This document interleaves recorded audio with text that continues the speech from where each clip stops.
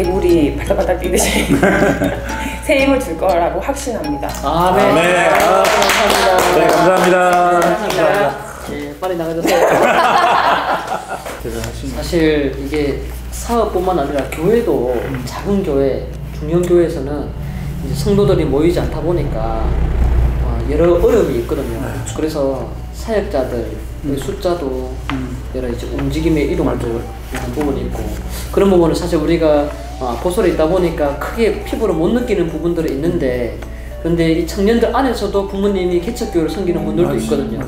느껴지면 이게 굉장히 가슴이 아파요. 정말 가슴 아파요. 네, 저도 6팀으로 이제 작년에 야성사기를 섬긴 적이 있었는데, 그 교회도 이제 청년들이 몇 명이 이제 여러 상황으로 떠나다 보니까 PPT 넘길 수 있는 사람조차 한 명이 부족한 거예요. 진짜. 그래서 혹시 우리 아포스톨 인사를 보고 계시는 청년들 중에 주일날 11시부터 12시 뭐 정 안되면 11시부터 30분 정도 혹시 PPT 잠시 섬겨줄 수 있는 청년이 있으면요, 꼭 우리 저에게 한번 알려주시면 감사하겠습니다. 물론 본교회도 예배 잘 드리되 그 시간에 다른 데서 섬길 수 있는 상황이 있으면 꼭 연락주시면 감사하겠습니다. 맞아요. 저는 안 되겠죠? 예, 가능합니다.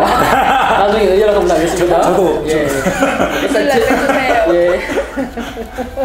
그러니까 직장에서 내가 그리스도인이라고 그전에도 어려웠는데, 뭐 내가 잘못한 것도 아닌데 모든 뭐 나라의 그 코로나의 모든 짐을 이 직장인 한 사람에게 다 풀어내려고 하고, 이 사람이 또 다 아는 것도 아닌데 답을 찾으려고 하고, 말해보라고, 대답해라고, 그 다음 네가 교회 안 가는 걸로 증명해라, 이런 식으로 막 겁박하듯이 막 핍박하고 이런 경우가 있거든요. 이게 당연히 책임의식을 느끼지만 참 어렵더라고. 어떻게 대처해야 돼요? 이번에 코로나로 인해서 이제 교회가 어려움을 겪은 건 사실이에요. 기존에 어떻게 보면 조금 편했다. 물론 이제 교회에 대한 어떤 질책은 사회로부터 항상 받아왔지만, 이번에 크게 좀 핍박을 더 심하게 받는 것 같다는 생각이 조금 들어요. 그런 가운데에서 이제 핍박받는 이유가 교회가 잘못했을 때에 핍박을 받는 경우도 있지만, 처음에 2월달에 터졌던 신천지 사건, 그때부터 이제 확진자가 대구에 확 늘어나면서 교회에 대한 질타로 이렇게 언론에서도 그렇게 표현하고 이러다 보니까 보이지 않는 오해가 있지 않나 싶은 생각이 조금 듭니다. 맞아요. 오해가 있었어요. 네. 네, 그런 부분들에 있어서는 사실 이제 이단이나 교회 아닌 다른 단체, 비스무리한 그런 단체가 이제 확진이 걸렸을 때에 내가 교회를 다니는 이유로 핍박을 받는다는 것은 팩트 체크를 확실하게 좀 해줘야 될 책임이 있을 것 같아요. 네, 팩트 체크요? 예, 그게 필요할 것 같아요. 이단이 어떤 기준에서 이단인지, 교회가 어떻게 분리되는지, 우리가 그들과 왜 같이 교제할 수 없는지에 대한 최소한의 이야기들은 전달해주면서 다르다는 게 입장을 이야기를 해줘야 되지 신앙도 않을까. 다르고 삶도 다르고, 예. 그리고 그 모습이 다르다는 것을 그렇죠. 예, 얘기를 해줘야 돼요. 예, 그렇죠. 당연히 또 비윤리적이고, 그렇죠. 그런 현실적인 부분들을 이야기해주는 게 좀 중요할 것 같다. 그러니까 우리가 그 사람들 비난하려고 일부러 그렇게 하는 것이 아니라 너무 모르고 있으니까. 모든, 예를 들어서 그 종교와 관계된 거가 나오면 무조건 막 이렇게 할 때는 또 설명을 또 조곤조곤 해줄 필요도 있고, 또 이해시키는 것도 필요하고, 이번 코로나 통해서 처음으로 아마 그 신천지에 대해서 아시는 분도 생겼을 거예요. 그런 것도 필요한 거고. 그럼 그리고 또 좀 애매모호한 경우가 있잖아요. 네, 애매모호한 경우 맞죠. 문제는 이제 교회에서 확진자가 나왔을 때, 이때는 사실 두 가지로 분류될 수 있지 않을까 싶은 생각이 드는데, 하나는 이제 교회에서 확진자가 걸렸을 때, 이제 교회 내에서 확진자가 걸렸을 때, 그렇죠. 이런 경우도 있죠. 교회에서 걸렸을 때. 그럼 어떻게 됩니까? 걸리면 안 되죠. 그러니까 안 되죠. 그러니까 우리 모두 다 안 걸리려고 하지만, 우리도 사회에 소속된 사람이다 보니까 나도 모르게 나를 지나간 그 사람을 통해서 된 경우가 생겨요. 이걸 이 부분에 다시 해봅시다.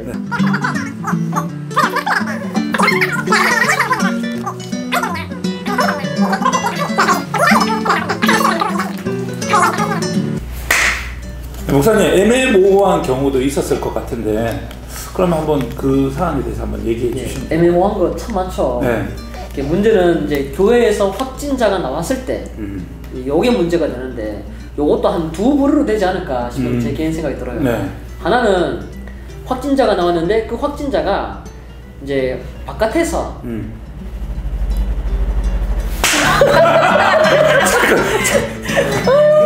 다시 말 꼬이지 말고 이제 끊지 마. 그냥 가. 보여도 돼요. 그냥 가야 돼요. 목소리 잘라줘요.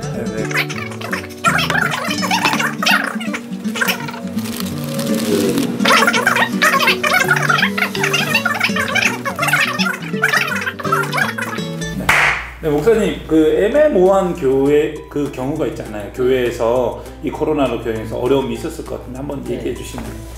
교회가 방역을 했느냐 안 했느냐에 네네. 따라서 이 문제가 갈려질 수 있을 것 같아요. 아, 네. 방역을 했는데도 확진자가 나왔다. 네. 그러면 보통 네네. 사실 성도 입장에서 바깥에서 아직 증상이 없어 자기한테. 그렇죠, 무증상자. 무증상자로 교회에 들어왔다가 네. 나갔는데 며칠 있다가 연락 케이스가 있거든. 그렇죠.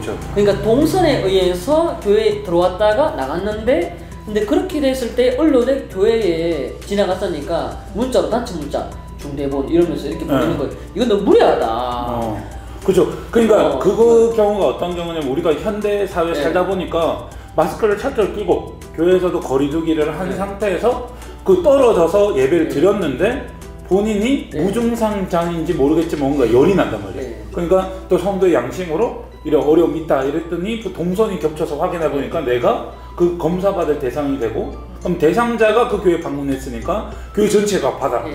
그 뒤에는 이제 물론 이제 무증상에서 확진 받고 난 다음에는 이제 팩트 상황을 이제 체크를 해야죠. 누구를 접했는지 어떻게 했는지 확인하는 게 중요한데 그걸 거치지 않고 일방적으로 언론에 이제 이야기를 한다. 이것은 어떻게 보면 완전 교회를 공격하기 위한 하나의 빌미가 잡힌 것처럼 그렇게 찾아오는 거니까. 근데 또 재밌는 게 이렇게 표현하고 나서 그 교회 다 검사했더니 한 명도 안 나오는 거는 또 기사가 안 나오는 거예요. 그러지 마라 제발. 그건 아니다. 조금 무언가 이렇게 표현을 하더라도 서로 이렇게 마음 상하지 않게 또 배려하면서 최선으로 서로 이렇게 대화되어지면서 이렇게 되어야 되지. 보도라는 것이 그냥 하나 어떤 건졌다고 해서 그냥 때리는 게 그 보도가 아니다. 그래서 검사를 하루만 지나면 그럼 결과가 나올 거 아닙니까? 그럼 그 결과에서 이런 동선에서 그분이 이렇게 됐는데 우연히 거기 지나갔는데 거기 성도들 검사할 때는 아무 문제가 없었다. 그 교회는 잘하고 있는 부분도 나올 거고 이런 균형을 해주면 참 좋은데. 그래서 처음에 1차 확진 지나고 난 다음에 이제 마스크 착용하면서 큰 교회들도 확진자가 다녀갔는데도 한 명도 확진자가 더 추가적으로 늘어난 적이 없는 게 언론에 나왔었거든요. 네, 그렇죠. 근데 그런 케이스가 이제 언론에 많이 잘 안 나오다 보니까 이게 일부의 어떤 교회의 영역으로 전체를 좀 너무 일반화시키는 그런 실수를 좀 범하는 것 같다 싶은 생각이 좀 들어서 이런 부분은 좀 언론에 좀 아쉬움을 좀 전하고 싶습니다. 그리고 문제는 이제 방역을 안 지키다가 너무 안타까워요. 안 지키다가 이제 걸렸을 때 그러니까 처음에 되게 안일한 마음이 좀 이렇게 좀 덜 조심한 부분이 있었던 것 같아요. 사실 안일함도 안일함이지만 이 부분은 조금 더 우리가 대체로 이제 교회 안에서 신학을 공부한 목회자들이잖아요.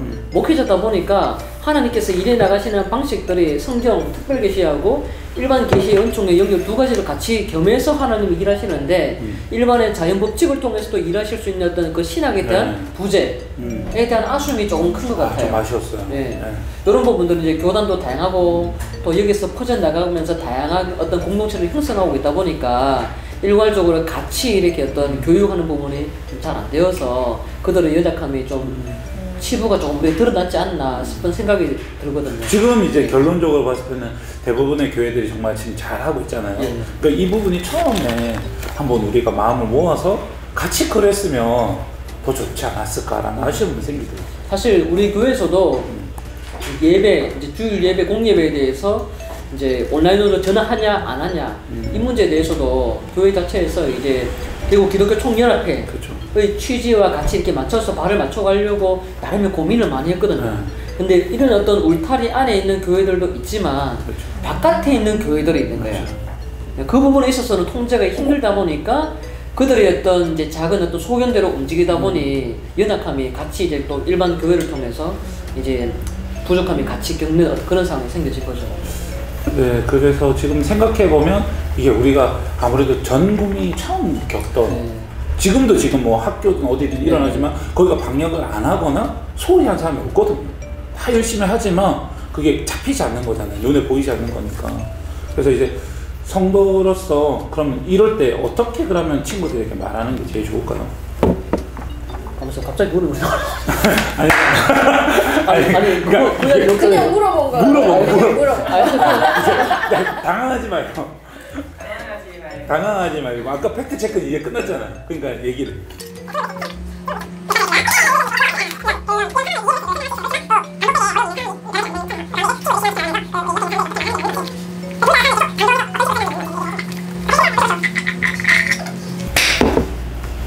네. 네, 사장님 그러면 이제 방금 전에 말씀하신 걸 조금 정리를 한번 해주시면서 친구들이 그러면 이런 질문들이 들어올 때 교회 왜 그러냐라고 할 때 어떻게 말하면 좋을지 조금 정리를 해주시면 좋을 것 같아요. 아까 잠깐 나눴던 것처럼 이 팩트 체크는 굉장히 중요한 것 같아요. 팩트 체크를 해라. 이 부분은 이제 내가 체크하는 것도 중요하지만 우리가 오해의 어떤 여지를 살 필요가 없으니까 우리에게 보이지 않는 공격, 잘못된 어떤 루머로 우리를 이제 집단적으로 잘못한 부분으로 이해할 때에는 그것을 어떻게 과정을 거쳤는지에 대해서는 이야기를 해주고 네. 그러니까 이해해주고 내가 이해해주고 아니, 말을 내가 좀 조리 있게 잘 안 되는데 조리 있게 하고 계신지 치고 들어갈게요. 네. 네, 그러면 목사님 앞에서 이제 나누었던 팩트 체크를 하고 사안을 대해서 이렇게 구분해야 된다는 거는 저희가 알겠는데 그래도 이 현상은 계속 지속되고 있잖아요. 그러니까 끊임없이 질문을 받고 있는 친구들에게 조금 축약해서 설명한다면 어떻게 말하라고 말씀해 주실 수 있을 것 같아요. 상황을 외면하지 마라. 그 공동체를 쉽게 떠날 수도 없다. 직장을 쉽게 떠날 수도 없다. 그렇죠. 그래서 버틸 수 때까지 버티고 그러면서 또 하나님의 사랑을 나눌 수 있는 기회가 있으면 최선을 섬겨 나가는 것을 통하여서 내가 믿는 바를 확실하게 전달하는 것이 조금 낫지 않을까. 물론 핍박은 있죠. 그때 도리어 이렇게 받은 것이 50이라면 100으로 다시 돌려줄 수 있는 어떤 그렇죠. 그런 은혜가 있으면 좋을 것 같다. 그러니까 그 코로나 기간 가운데 그런 그 모르는 사람들의 무지를 통해서 또 막 조금 아는 사람들이 막 엄청나게 핍박을 할 때 이게 성도로서 당연히 있을 수 있는 상황이라는 걸 먼저 인지하고 그 다음에 그 사람들에게 오히려 되려 더 선행으로 섬기고 또 내 동료라면 이해시키고 사랑으로 베풀어서 거기서 견뎌내 나가는 말씀이신 거죠? 예. 저는 굉장히 짧게 말하면 굉장히 길게 말하시나요? 저는 그렇게 들려서 예, 맞습니다. 너무 은혜롭다. 예. 그럼 간사님은 그럼 어떻게 한번 들으시면서 어떤 생각 드셨어요? 저는 일단 공부도 많이 해야 될 것 같아요. 아, 기사에 대한 것도 네. 확실히 알아야 되고 그리고 이단이나 이런 걸 설명해줘야 되니까 그런 것도 청년들이나 성도들이 확실히 뭐 훈련을 통해서든 공부를 통해서든 알아야 될 것이고 그거를 팩트로 객관적으로 전달을 하고 그리고 아까 목사님 말씀하신 것처럼 내 삶을 사실은 사람들이 불평을 하는 거는 교회의 잘못된 점에 대해서 이것뿐만 아니라 같이 끌어와서 얘기하거든요. 교회가 전에도 이랬잖아. 뭐 이런 면도 있었잖아. 이런 잘못한 것도 있었잖아. 어느 교회에 이런 얘기를 끌어온단 말이죠. 그러니까 그거는 사실 우리가 어떻게 할 수 없거든요. 누가 잘못한 것에 대해서는. 그러니까 내가 이분들에게 매일매일 삶을 통해서 진짜 그리스도의 향기가 되는 선한 삶을 보여주면 아, 저 사람들은 잘못됐지만 진짜 믿는 사람은 이렇게 사는구나 라는 걸 알게 되지 않을까. 그러면은 기독교에 대해서 그렇게 안 좋은 시선을 가졌던 것도 바뀌지 않을까. 한 명씩 삶으로 살아냄으로 네, 통해서 한 사람 증거하라는 거죠. 네, 이렇게 하면 그래도 어느 날 바뀌지 않을까, 시선이 바뀌지 않을까 라는 기대로 살고 있습니다. 네. 멋있습니다. 진짜 아포스톨 청년이로 돼서 간사님 되면 살짝보다 낫다. 진짜 탁월하다. 정말 삶으로 살아내라. 그럼 우리가 오늘 여러 가지 이야기들을 좀 나눴는데 좀 무겁기도 한데 그래도 이게 이제 결론적으로 이 사안에 대해서 정말 잘 견뎌지고 있는 친구들 얘기를 들으면서 정말 감사하더라고요. 그래도 성도로서 이 환란이 끝나진 않았잖아요. 이 고난 가운데 어떻게 살았으면 하는지 응원하는 말씀도 괜찮고 그러면 방향 제시도 좋고 한번 마무리로 하나씩 들었으면 좋겠는데 목사님 혹시 해주실 말 있다? 이 시기는 분명히 끝납니다. 분명히 끝나요. 근데 결과를 다시 질문했고 자 과장님 이마 잡았어. 이 시기는 분명히 끝납니다. 끝나는데 끝난 이후에 과거에 1, 2년 동안 코로나 기간에 내가 어떻게 살았느냐라는 그 열매는 반드시 2년 후에 결과로서 나타납니다. 그러니까 항상 억울하다, 당했다, 왜 이러죠? 라는 어떤 핑계를 하나님께로 상황으로 시대로 자꾸 던지면 그 불평으로 인해서 내가 잠식될 거예요. 그런 것을 하나님이 원하지는 않거든요. 오히려 이제 자기 자리에서 욕을 남들이 조금 먹더라도 타인에서 먹더라도 내가 먹으면서 더 바르게 살아가면 그것을 통해서 순종의 또 다른 결과가 나올 것인데 그렇지 않으면 반드시 이 시기는 마이너스로밖에 안 남습니다. 네, 그러지 마라. 네, 바르게 살자. 너무 감사합니다. 그럼 간사님도 이제 마지막으로 한번 친구들에게 여러 가지 나눴는데 한번 이야기해 주시죠. 오히려 전 들으면서 되게 어렵다. 바르게 살기 어렵다라는 네. 생각이 들긴 한데 저는 이렇게 불평도 되게 많이 하거든요. 코로나뿐만 아니라 어려움이 왔을 때 대놓고 하나님한테 불평을 해요. 근데 결국 그 불평하는 모습까지도 안 믿는 사람들이 보잖아요. 그렇게 되면은 결국 내가 믿는 것이 진리가 진짜가 될 수 없단 말이죠. 그렇게 하다 보면 말씀을 보고 다시 돌이켜서 순종하는 마음, 찬양하는 마음, 하나님을 높이는 마음으로 살려고 노력을 하거든요. 그러니까 지금 이 시간도 어렵지만 목사님 말씀하신 것처럼 그리고 고난이 또 안 온다는 법도 없잖아요. 그러니까 이 시기가 지나도 또 개인적이든 국가적이든 어려움이 또 올 거란 말이죠. 내 인생에. 그러면 그때마다 이렇게 어려운 채로 좌절한 채로 계속 살 수는 없잖아요. 그래서 결국은 하나님 말씀 붙잡고 그 주신 힘과 은혜를 가지고 그리고 그걸 더 갈구하고 그러려면 하나님과 더 친밀하게 더 붙어서 네 가까이 지내야 되지 않겠나. 신학하실 생각 없으세요? 네 없습니다. 아닙니다. 저는 지금이 좋습니다. 네 저희 아포스토 인사 쭉 보시면 곧 하실 수도 있을 것 같아요. 네 저는 이 문제를 놓고 이제 많이 또 고민하고 이제 자료 찾다가 팀 켈러의 고통에 대처하는 방법이라는 짧은 영상을 우연히 보게 됐어요. 유튜브에 치시면 나오는데 시편에 있던 어떤 거를 이제 설명했는데 그 중에 이제 문구를 제가 하나 가져왔는데 흑암의 때는 하나님의 은혜를 배우기에 가장 좋은 시간입니다. 여러분이 흑암에 있을 때 하나님을 느낄 수 전혀 없을 때 견디고 있다면 이는 여러분의 존재를 변화시켜 상황에 따라 바뀌는 사람이 아니라 견고한 사람, 위대한 사람, 인내의 사람이 되게 하십니다.